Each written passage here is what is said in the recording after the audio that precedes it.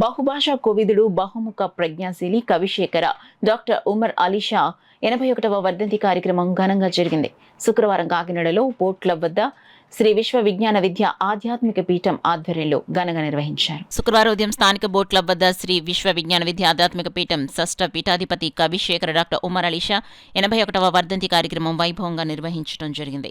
కార్యక్రమానికి ప్రస్తుత నవమ పీఠాధిపతి డాక్టర్ ఉమర్ అలీ షా, కాకినాడ పురపాలక సంఘ additional commissioner Shri KT Sudhakar ముఖ్య అతిథులుగాను, పీఠాధిపతి సోదరులు అహ్మద్ అలీ షా సభాధ్యక్షులుగా, కబీర్ షా, హుస్సేన్ షా, కవి శిరీష, తురగ సూర్యరావు, బలరామకృష్ణ మాస్టర్, ఏవివి సత్యనారాయణ, పీఠం కన్వీనర్ పేరూరి సూరిబాబు సభలో పాల్గొని ప్రసంగించారు. అలీషా తమ 16వ ఏటనే బ్రహ్మ విద్యా విలాసం అనే శతకాన్ని, మణిమాల అనే నాటకాన్ని రచించారని సభాధ్యక్షులు అహ్మద్ అలీ షా అన్నారు. శ్రీ కబీర్ షా మాట్లాడుతూ సర్వమతాల సామరస్యాన్ని సంఘ సేవా కార్యక్రమాలు నిర్వహించారని పేర్కొన్నారు.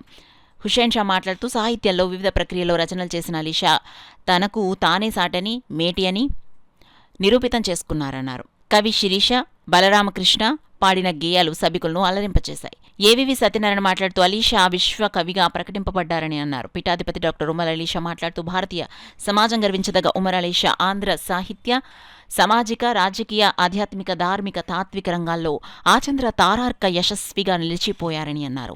ప్రారంభంలో ప్రస్తుత పీఠాధిపతి డాక్టర్ ఉమర్ అలీ షా ముత్తాతగారైన కవిశేఖర డాక్టర్ ఉమర్ అలీ షా స్వామి వారి విగ్రహానికి గజ పుష్పమాల అలంకరించి జ్యోతి ప్రజ్వలన చేసి సభనుద్దేశించి ప్రసంగించారు. అహ్మద్ అలీ షా అతిథులను సత్కరించారు.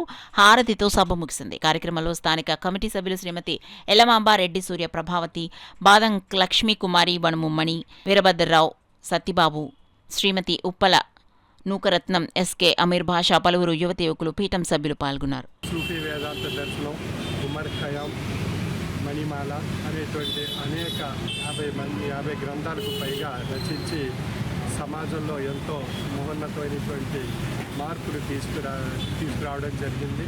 అదేవిధంగా స్వతంత్ర పోరాటంలో కూడా వారు అనేక కార్యక్రమాలు చేపట్టడం జరిగింది. 1925వ సంవత్సరంలో కాంగ్రెస్ ప్రిలిమినరీ కార్యక్రమంలో కూడా వారు ముఖ్య అగ్రజులుగా ఉండి ఎన్నో విశిష్టమైనటువంటి కార్యక్రమాలు నిర్వహించడం జరిగింది.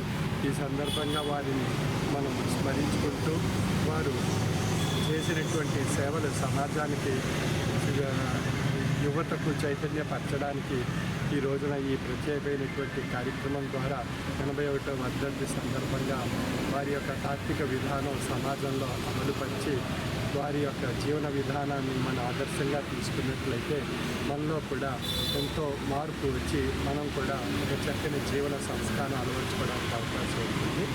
ఇటువంటి మహోన్నతమైనటువంటి వ్యక్తిత్వాన్ని ఈ రోజున స్మరించుకుంటూ ఆ పీఠాన్ని తత్వాన్ని మనం సమాజంలో విస్తరింపచేయాలని ఆకాంక్ష.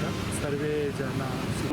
అలాగే విశాఖపట్నంలోని స్వాతంత్ర దినోత్సవ సమరవీర సభల్లో వారు ఎన్నో సభల్లో వారు సభా సభ్యులుగా వారు ఉండడము, సభను వారు చెప్పడము, అందరూ వినడము, ఇలా ఎన్నో జరిగాయి.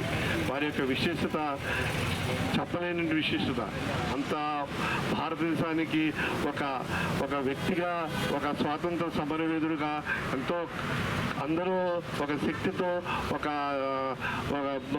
భక్తితో పోరాడితే ఆయన ఒక కలంతో వారి యొక్క శక్తిని భారతదేశానికి చూపించి, అలాగే అష్టమ పీఠాధిపతిగా మన పీఠానికి ఎన్నో రచనలు, ఎన్నో సందర్భాలలో వారు ఎన్నో కృషి చేసినటువంటి విషయాలు మన ముందున్నాయి. మరి వారి గురించి మనం ఎంతైనా చెప్పుకోవచ్చు. మరి ఈ సభకు మీ అందరూ వచ్చారు కాబట్టి ఇక్కడ వారి యొక్క ప్రతిష్టత, వారి యొక్క ఇక్కడ చేసినటువంటి విగ్రహాన్ని మనం అందరూ ఇక్కడ వచ్చి దండ వేయడము, అలాగే ప్రతి సంవత్సరము ఈ సభను మనం అందరూ జయప్రదం చేయడము, వారి యొక్క విశిష్టతని మనం జీర్ణించుకోవడం జరుగుతుంది. మరి ఇటువంటి మహాసభను మళ్ళా మనం ప్రతిసారి రావాలి, వచ్చి ఈ సభని చూసి మనందరూ ఆనందించాలని చెప్పేసి నేను